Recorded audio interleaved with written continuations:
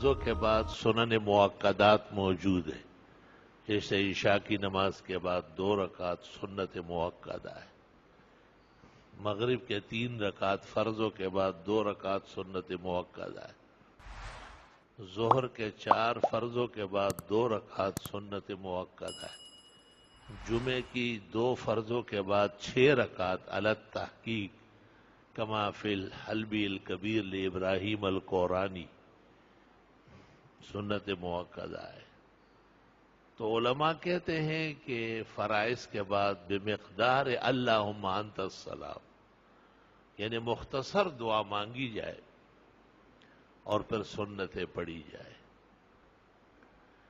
لیکن دیکھا جاتا ہے کہ بعض ساتھی بیٹھے رہتے ہیں، اللہ جانے کہ انہیں نور الہدیٰ کی عبارت وان شمس الائمہ الحلوانی لا باس بقراءۃ الاوراد اس سے مغالطہ ہوا، وکلمۃ لا باس تستعمل لخلاف الاولیٰ، لا باسا کا مطلب یہ ہے کہ یہ پسندیدہ نہیں، پسندیدہ کام کیا ہے؟ اٹھ کر کے سنت پڑھنا، نہ بیٹھے رہنا۔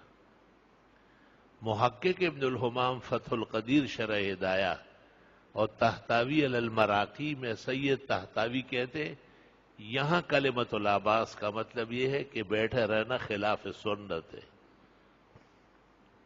القیام الی السنت متصلا بالفرض مسنون، در مختار، غایہ، نیل، نور الہدیٰ، مراقی، تحتاوی، فتاوی شام، ہندیہ، بزازیہ، قاضی، بحر، نہر، تبیین سب بھرے پڑے ہیں کہ فرضوں کے بعد جب سنتیں ہیں تو مختصر دعا کے بعد سنتوں کے لیے اٹھا جائے، تسبیحات اور آیت الکرسی وغیرہ کے لیے بیٹھے رہنا ناپسندیدہ اور خلاف سنت ہے۔ محقق نے شرح ہدایہ میں 2 قول نقل کیے کہ بیٹھے رہنے والا جب اٹھ کے سنت پڑھے گا تو سنت نہیں نفل پڑھے گا۔ سنت کس کی وجہ سے خراب ہوئی؟ یہ بیٹھا رہنے والا اس کی وجہ سے خراب ہوئی۔ تو ایسے عمل کا کیا فائدہ جس سے سنت نبوی کو نقصان پہنچے؟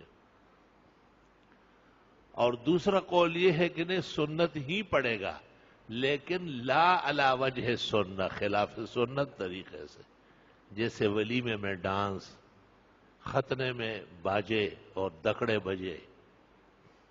تو ختنہ اپنی جگہ سنت، ولیمہ اپنی جگہ، لیکن یہ فعل ملحق، نامناسب اور ناجائز۔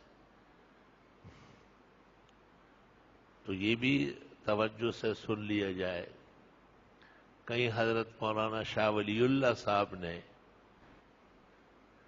اتحاد الفکر میں کہا تھا کہ کبھی یہ پہلے پڑھے اور کبھی وہ پہلے پڑھے، تو حضرت اقدس امام الازہر مولانا انور شاہ سے فرماتے تھے شاہ صاحب سے پہلے بڑے عالم اتنی کمزور بات نہیں کرتے تھے کہ سنت اور تسبیحات کو برابر کر دے، یہ عالم کی شان نہیں، سنت اہم ہے، اس کے لیے اٹھنا ہے۔ بیٹھا رہنا کم فہم اور کچ فہموں کا طریقہ ہے، سنتوں سے آزاد خیال لوگوں کا طریقہ ہے۔